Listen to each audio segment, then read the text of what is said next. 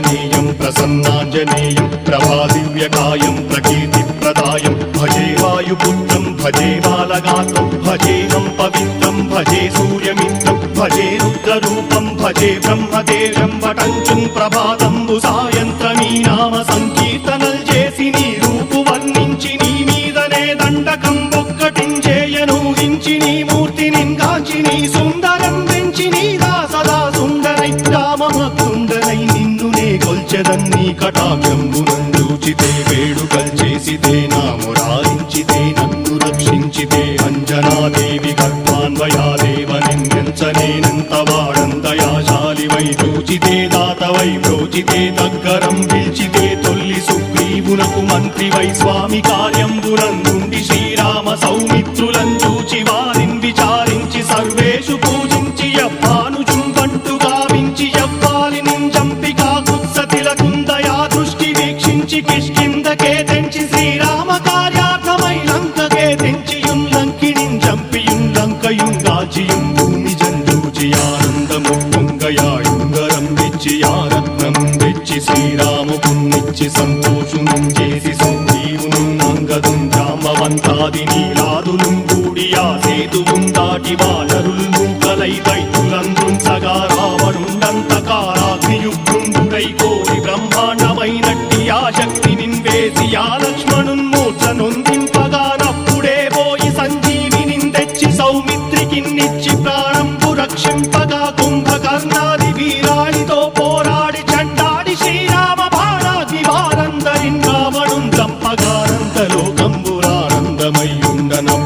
చంపగానందలోకంబురానందమయ్యుండనవ్వేళనన్నవ్విభీషణం వేడుకందోడుకన్ వచ్చి పట్టాభిషేకంబు చేయించి సీతామహాదేవికిన్ తెచ్చి శ్రీరాముకున్నిచ్చి నయ్యోచకం వచ్చి పట్టాభిషేకంబు సంరంభమయ్యున్న నీ కన్న నాకెవ్వరుం దూర్మిరేరంచు మన్నించినం రామ భక్తి ప్రశస్తంబుగా నిన్ను నీ నామ సంకీర్తనల్ చేసితే పాపముల్ వాయునే భయములుం తీరునే భాగ్యముల్ కల్గునే సకల సామ్రాజ్యముల్ సకల సంపత్తులుం కల్గునే వానరాకారయో భక్తమందారయో పుణ్య సంచారయో వీరయో శూర నీవే సమస్తంబు నీవే ఫలముగా వెలసి ఆధారక బ్రహ్మమంత్రంబు పఠించుచుం స్థిరముగా వజ్రదేహంబునుం దాచి శ్రీరామ శ్రీరామయంచు మనఃపూతమై ఎప్పుడుం తప్పకంతరతు నా జిహ్వయందుండి నీ దీర్ఘదేహంబు త్రైలోక్య సంచారివై రామనామాంకితచ్చారివై బ్రహ్మవై తేజంబునం రౌద్రిణీ జ్వాల కల్లోలహ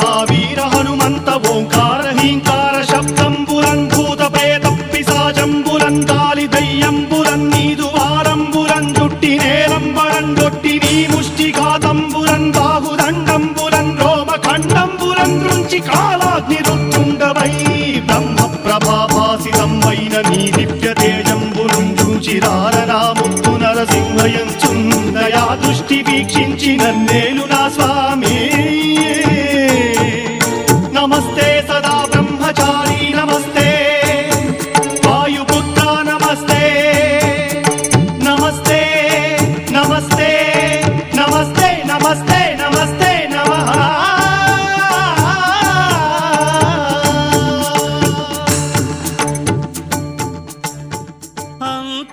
అంతారామమయం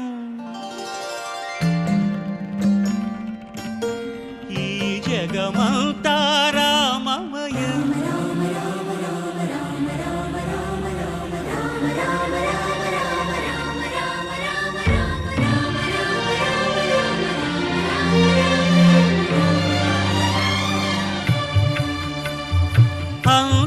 అంతారామమయం ఈ జగమంతారామమయం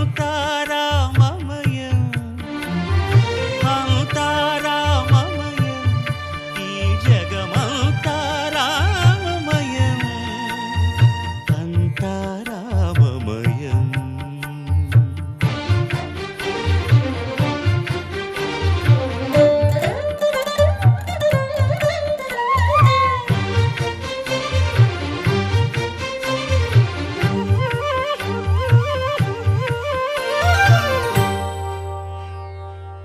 అంతరంగమున ఆత్మారాముడు అనంత రూపముల వింతలు సలుపగా సోమ సోమ సూర్యులును సురలు తారలును ఆ మహాంబుధులు అవని జంబులు అంతా రామమయం ఈ జగమంతా రామమయం అంతా రామమయం.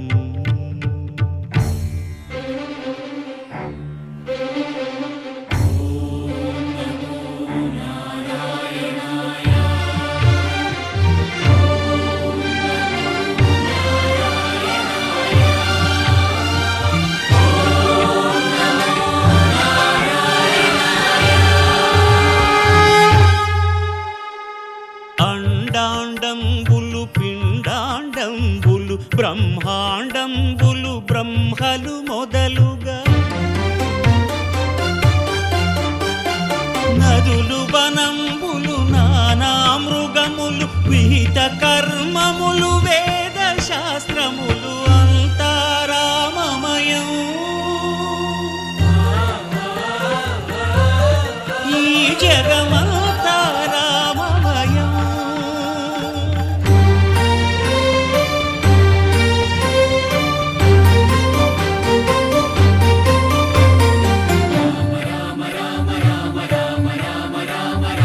సిరికింజప్పడు శంఖ చక్రయుగముంచేదోయి సంధింపడు ఏ పరివారంబును చీరడు అభ్రకపతిన్ వల్లింపడు ఆ కరుణికాంతర ధమ్మిల్లము చక్కనొక్కడు వివాద ప్రోత్థిత శ్రీకుచో పరిచేలాంచనమైన వీడడు గజ ప్రాణావనోత్సాహియై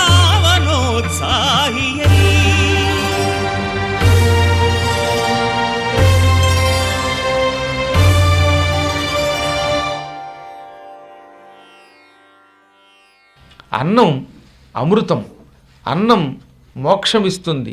అసలు అన్నం కంటే పరబ్రహ్మం మరొకట్లేదు. అన్నం బ్రహ్మేతి వ్యజానాత్.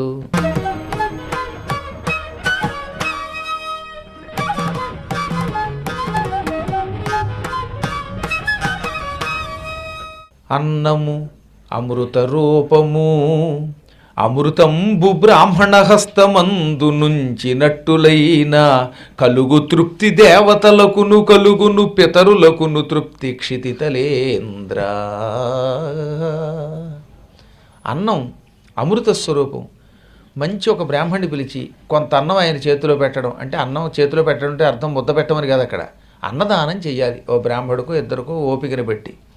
అప్పుడు ఈ బ్రాహ్మణునిలో సకల దేవతలు ఉంటారు కనుక దేవతలందరికీ సంతృప్తి కలుగుతుంది. బ్రాహ్మణో వై సర్వా దేవతా అని మనకి మాండూక్యోపనిషత్తు చెబుతోంది. ఒక్క బ్రాహ్మడు సకల దేవతలని తనలో పెట్టుకున్నవాడు. అందరు దేవతలు ఉన్నట్టు ఒక్కళ్ళలోనే. పితృదేవతలు కూడా అతనిలోనే ఉంటారు. అందుకే దేవతలకును తృప్తి కలుగును, పితరులకును తృప్తి క్షితితలేంద్ర. పితృదేవతలకు కూడా తృప్తి కలుగుతుంది. నువ్వు వారికి అన్నం పెట్టలేదు. ఇంకొక పుణ్యం ఏమిటో తెలుసా? అన్నం పెట్టాక ఆ మిగిలిన దానిని తింటే అటువంటి వాడికి ఏ లోకానికి వెళ్ళినా ఇంకా ఆకలి దప్పిక ఉండదు. అనగా మన ఇంటికి ఒక బ్రాహ్మణుడిని పిలిచి గిన్నెతో అన్నం వండి పప్పు మొదలైనటువంటి పదార్థాలు సిద్ధం చేసి ఒక మంచి ఆకో, వెండి ఆకో, బంగారపాకో, లేకపోతే అరిటాకో, ఇలాంటి విస్తరాకు ఒకటి వేసి ఈ గిన్నెలో ఉన్న అన్నము పప్పు మొదలైనవి అతనికి వడ్డించి అతను తిన్నాక ఈ వడ్డించగా గిన్నెలో మిగిలిన శేషాన్నం, ఈ శేషమైనటువంటి దళాలు ద్విదళాలు తాను తింటే అటువంటి వాడి కడుపులో శంఖ చక్రాలు చేరతాయి. అంటే ఒక బ్రాహ్మణునికి మన ఇంట్లో భోజనం పెట్టగా మన ఇంట్లో గిన్నెలో మిగిలిన శేషం ఉందే, అది బ్రాహ్మణ భుక్త శేషం, తద్దినం భోజనం కాదది. ఇది అత్యంత పవిత్ర భోజనం. ఈ భోజనం చేసేవాడికి వాడి కడుపులో చచ్చిపోయేటప్పుడు శంఖచక్రాలు వస్తాయి. అంటే అర్థం ఏమిటి? వాడు విష్ణు స్వరూపుడై వైకుంఠానికి పోతాడు. అది చాలా ఉత్తమోత్తమమైనటువంటి పుణ్యం.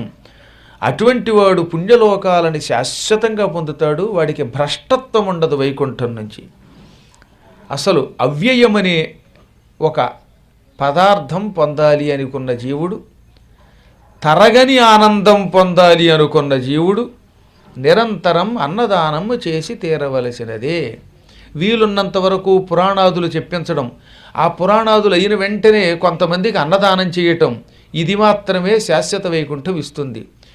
ఎవడు నిరంతరం పురాణములు వింటాడో లేక ఇతరులకు చెబుతాడో, ఆ పురాణ కాలంలో అన్నదానం జరుగుతూ ఉంటే ఆ అన్నదానంలో తాను కూడా పాల్గొంటాడో